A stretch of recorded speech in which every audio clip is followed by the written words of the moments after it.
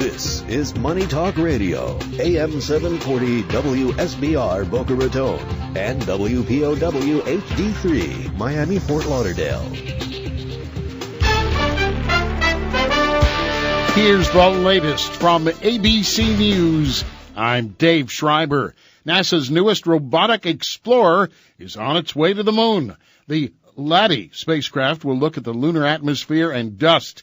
It was launched from Virginia's eastern shore just before midnight Virginia time, giving the East Coast a rare light show where there were clear skies. There's now some trouble with the craft's stabilizers, but NASA's Pete Worden says there are up to 3 weeks to figure it out. We hope in the next few days to get these bugs ironed out and get the science that we expect. LADEE is expected to the moon on the 6th of October. President Obama is back from the G20 summit. He's hoping to persuade the country to support a military strike on Syria for its use of chemical weapons. ABC's Stephen Portnoy explains from Washington. As he makes the case in his weekly radio address, President Obama says he understands the public is war-weary. But we are the United States of America. We cannot turn a blind eye to images like the ones we've seen out of Syria. With an evening address planned for Tuesday, the president hopes to convince the country and its elected representatives that action is necessary. The latest ABC News headcount shows a majority of the House would vote against authorizing force in Syria. The Senate is split.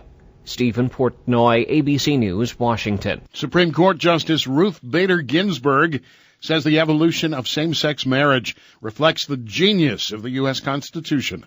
The justice spoke in Philadelphia Friday evening, just days after performing a same-sex marriage of a friend in Washington, D.C. Ginsburg says equality has always been central to the Constitution, even if it's taken time to be applied to women, blacks, gays, and other minority groups. This is ABC News.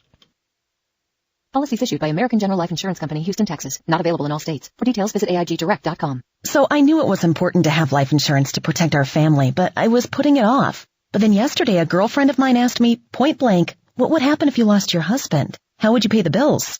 The mortgage? The car payments? Food?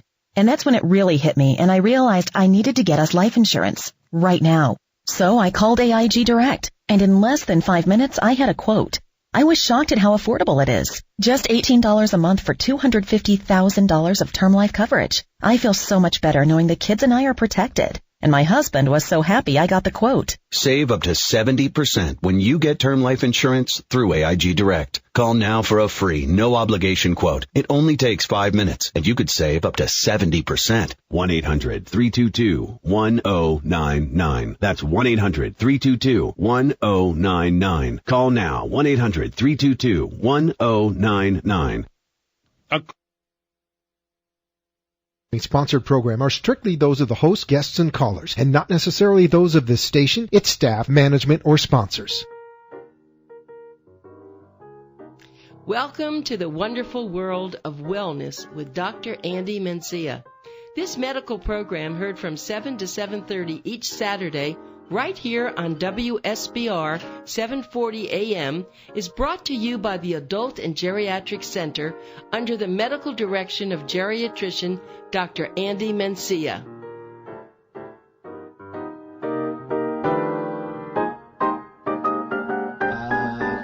Good morning. Good morning. You know, wait, you came, just before you came, it was all so dark. Romantic. And now Look it is all beautiful. pink. Look at the Yeah. sunrise. I bring you the, I put the blue shirt on, but the pink. Beautiful. I left the pink outside. No. Blue shirt and it's gorgeous. Rachel have the pink on. You know, I have to say this, and maybe I know we're going to talk about autumn, but I just want you to respond to something. A lot of times, not women so much, but men, older men, stop shaving as much. They don't do the things they used to do. If an older man came looking like you, even though he may be older, but he got his hair really coiffed beautifully like you do, beautiful shirts, beautiful ties, people think differently about them. Of course, because you are showing, regardless of your age, what you are showing is that you care about yourself. You value yourself. And, regardless of what's going on in your life and, how things are coming along in your life, you still have to show that you care about yourself. The moment you stop caring about yourself, you have a big problem, and people will notice that. Mm-hmm. So, so I just have to thank you because you always look like this, and it makes me so happy when you come in. I mean, you comes in with hugs and kisses. It's just lovely, lovely. Okay, I'm happy when I'm happy, and I'm happy when the world is sad. Yeah. There you go. Yeah, you are. You're very much like Let's that. write down that quote. I'm happy when I'm happy, and I'm happy when the world is sad. I'm happy when the world is sad. We don't want the world to be sad, but unfortunately. No, because if you're happy, you might turn it around and say, you know what? There's no need to be sad and angry. And, I know. And suffering. Let's be happy. Happy brings happy.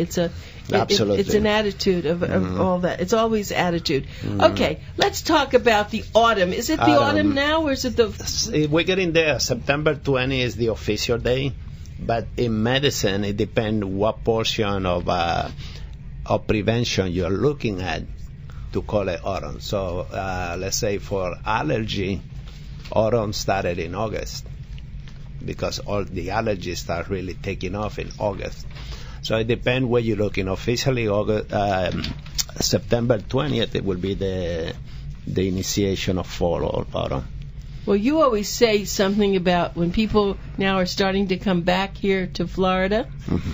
And I just talked to, this morning, we had a caller, we had one of our interviews was someone from New York. Said it's cold. It started to get cold already. It's crazy. I'm going there today to lecture. My God, I better prepare. That's what he said. It's the first time he didn't need to have air conditioning. I better get ready. I think I better go back to my apartment and get When are you going to New York? After I see my last patient, I go straight to the airport. I lecture, I'll come back tomorrow. You're just keep such myself a jet busy. setter. Keep myself busy. And we want to say congratulations to everybody that participated and made the open house yesterday such a great success. Fusion Health. I think this is going to be a great hit.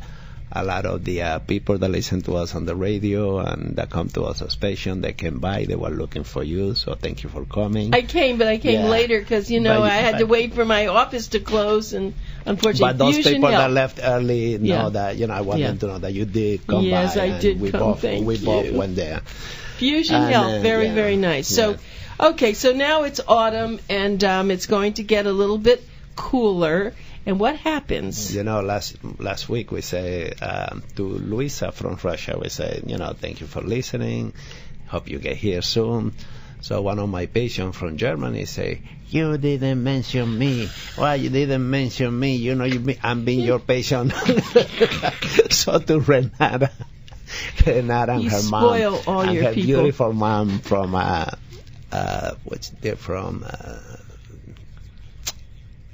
Mainz, Germany. It's a beautiful town. It's used to be controlled by the French. So the architecture there is so gorgeous. It's beautiful. So I want to say hello and a big shout to Luisa. Hope she get here soon and we get to meet her in person and have some fun and drink some vodka and all that good stuff. So let's talk about autumn. Okay. So officially it's starting in a few weeks on the 20th, but for those people that suffer from allergy, autumn already really started in August. And in allergy, when it comes to seasonal allergy, there are certain things like ragweed and mole allergy and dust mites that tend to be more prominent during the fall. So the ragweed basically travel in the air. And that's why with the fall of the leaves and all these things, you see that the ragweed start becoming more and more prominent. And also it's important to keep in mind that if you are allergic to ragweed, you might also be allergic to grass. How can you get away from grass? My daughter, and that's why I'm so happy to have an allergy department within my center.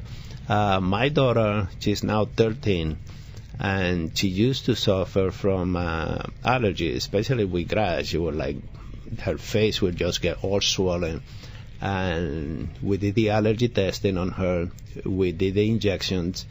And she rides horses, so imagine a girl like that. And do you with tell the her, hay and the rain? Right, will you tell her don't ride horses? And, we did the shots and everything, and she live a normal life now.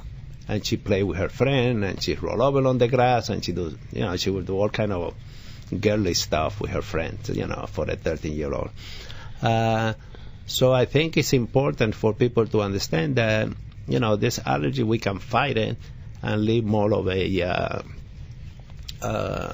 acceptable, happy life than being restricted because of the allergy. Well, you don't know this, but my mother had hay fever so badly in New Jersey.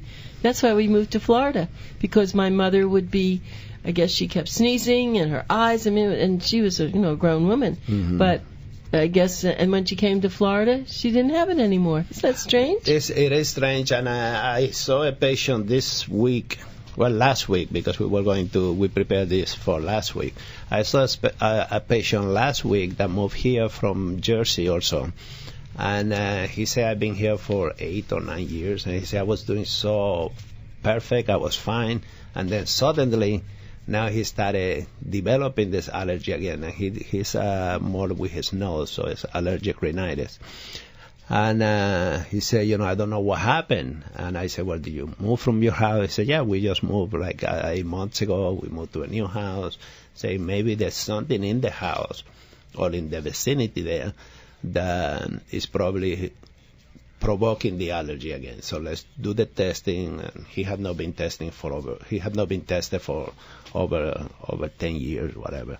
And he did the testing, and now we know what it is. So he's going back and calling the people to get some tree out of the house, those more tree, and so he get rid of the carpeting. And sometimes the carpeting, very good. Yeah, the carpeting. So that's ragweed, and then more allergy.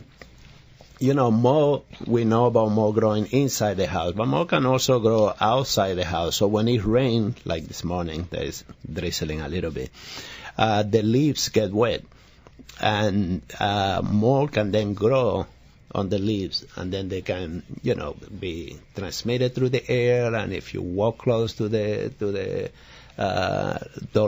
leaves, or you don't clean the back of your house or around your apartment, they don't keep it clean, or your condominium, then you can be exposed to more than if you are allergic. Then of course you're gonna suffer with that. And then dust allergy. What are dust mites? You were just saying, what are dust mites? Those are those little guys, and they usually you find them in the cold, moist areas, so the air conditioning that is not well kept. And people think sometimes just changing the filter on the air condition, changing the filter on the air condition will take care of that. But it's you have, the air conditioning in a house is a complete system. And sometimes you have to have the expert people come in and look at the entire system of the air conditioning and see what else can be done inside there. And I remember when I used to work in Mount Sinai, New York. In clinical microbiology. And in the microbiology department, we will get, cases, because it was clinical microbiology. We will go sometime and see the patient. And we used to have a patient that would suffer from dust mite. And what he would do in his apartment in Manhattan, change the filter. So we went like a investigating team, criminal mind. We went there, we took the filter out, we started getting samples, we took it back to the lab, and we were able to find out that the filter, the outside of the apartment was okay, but the duct system, that had never been cleaned. It was, New York City apartment, they can be very, very old. So that can be seen frequently, and people, so they understand if you are not sure whether you have allergy or not. Allergy can mimic a cold. So if you are going to the doctor and saying, I have this cold that doesn't go away, it's not such animal. A cold usually is very transient.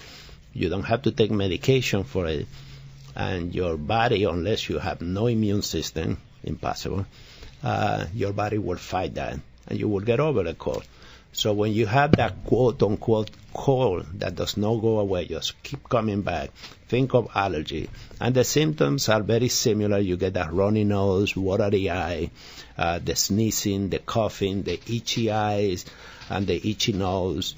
You might get headaches. So people that tend to suffer from headache, especially the sinuses, which are the cavity around your nose, if the sinuses get affected, especially you have the frontal lobe that's very close to the brain, people might misinterpret that as a migraine headache and start taking migraine medication when in reality you don't need to take those expensive multiple side effect kind of medication. Yeah, and they also are debilitating. They are very debilitating, yes. So you're very right. Well, I want to just ask you a question. So people think they have allergies and they're advertising all this allergy medication. Should people be taking that? That's the worst. It's a market. It's a market for everything.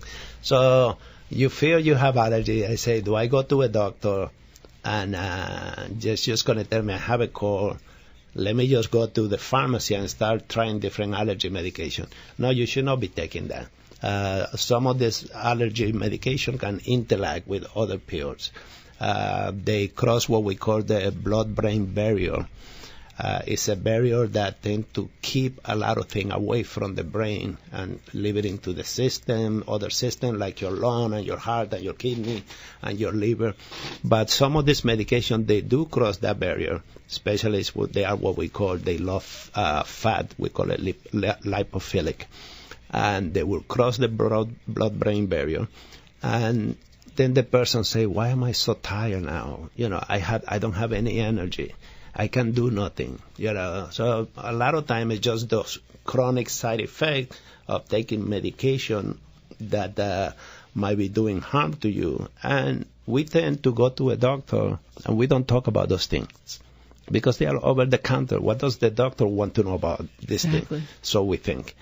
And they become so important because some of those medications can interact. That's a good point, Doctor. Even some vitamins, there are vitamins you can take, vitamin B12, and if you have memory problem, you can bring the level that usually go around 1,000, where you want the ceiling of a normal level.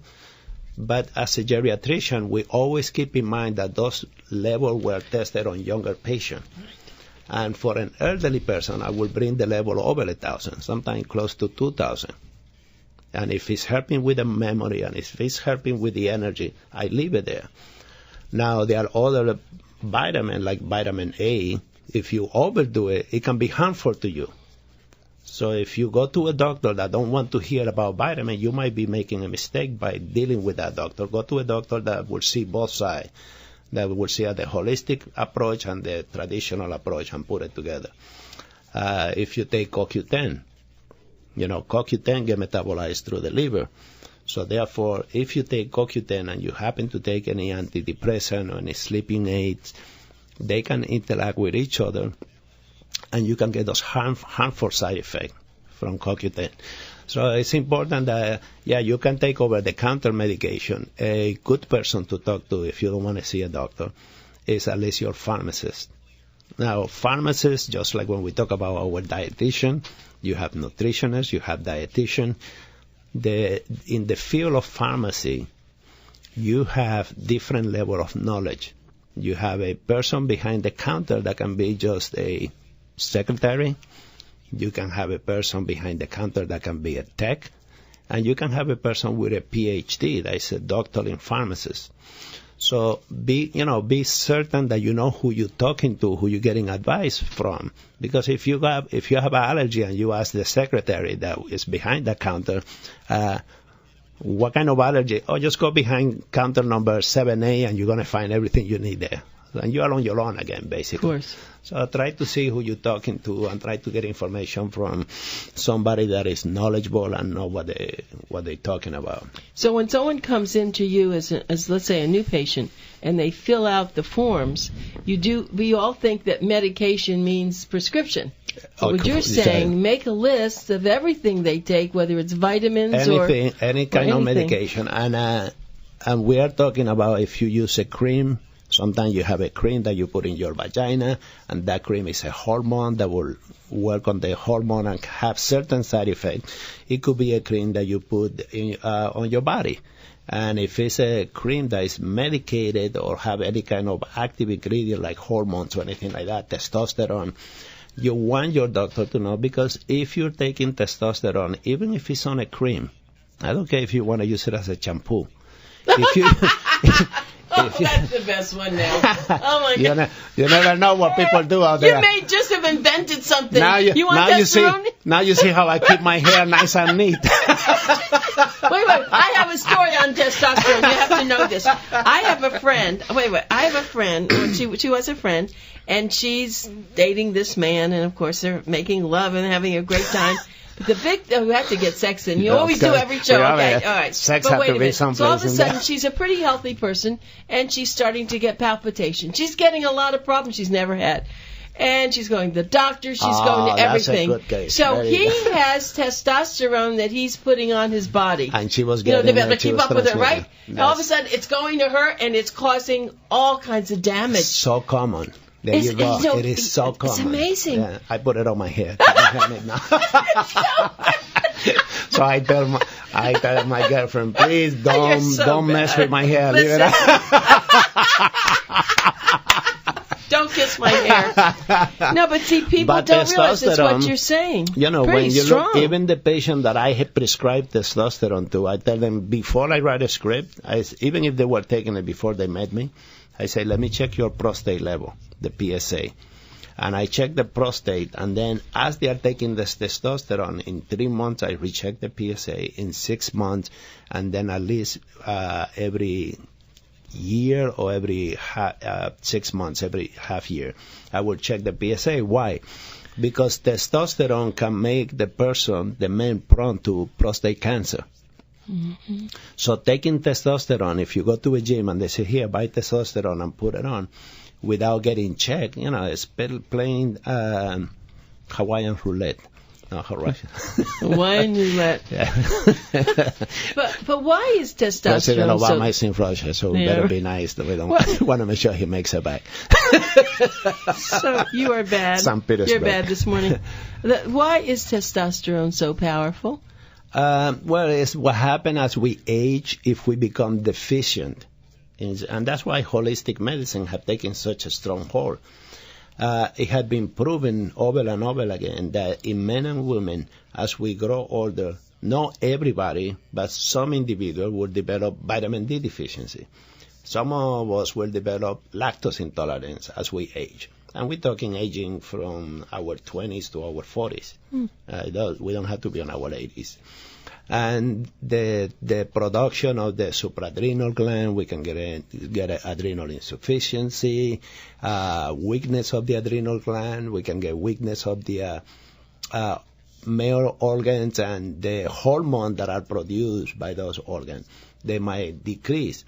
Now, because they decrease, the right thing to do is not just to replace it, because the hormones, they are so intertwined between 2 or 3 different organs.